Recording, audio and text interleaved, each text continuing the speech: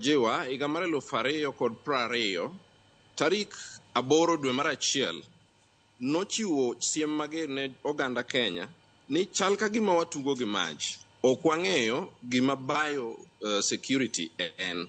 Kendo chal ka gima wase drop guard. Wakawo kumba wabolo piny ma ok wakawo motegno weche mag bio security. Omiyo gima nyaka Kenya tim, Kenya nyaka prioritize. Kenya nyaka keto okang' manyime weche mag arita kokadho e weche mag biosecurity, kuonde minyatie gi chemical, kuonde minyatie gi tuoche, nyalo loso tuoche laboratory to ke piny mondo mi wageng'go.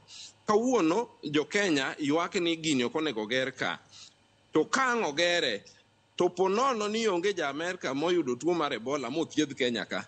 Jo Amerika biro kawo gini dhigo. Oyo. Jo Amerika biro kawo rieko mane gisebiro magimiyo dakteche ma Kenya ka mondo mi ogol rieko no kuom doggo. Mano ok biro timore. Apani gima duong' sani nyaka wagol siasa e wachni completely. To en gima lit ni nyaka wabunge manogo as many as of the opinion say aye, manogo aye matek e bunge ka. Kawuono gilokore andhoke. Ok ging'eyo ni gima ne gigoe aye cha ne en ang'o. Omiyo kata in japiny bed ging'eyo ni koro idhi e yiero mar 2027. Kichaki yiero ng'ama dhi go aye makia nogo aye ne ang'o. To jopiny bende samoluong public participation nyaka un bende uchiwru udhugole pachu, nikech koluong public participation to onge ng'ama dhi. Wabunge osepuodhe. Chik kosepuodhi gi bunge nitiere mana kaka inyalo chak gole. En process. An akwayo ogandawa.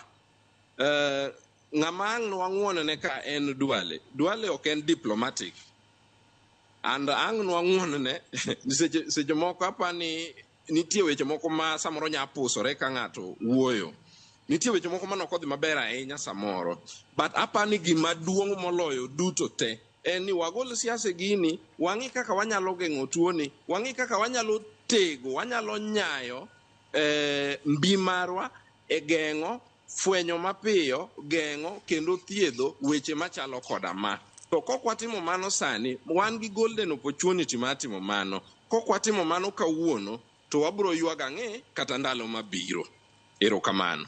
Erokamano ahinya Gordon Kachola. In bende agoni erokamano ahinya kuom yudo thuolo mano mar twak. Ang'e ni wach mar Ebola ni pod en wach mabende pod wabiro medo twakie ahinya nyaka luwore koda quarantine centers mabende pod imedo ger. Duale nowacho ni ok en mana achiel to gin mana 23.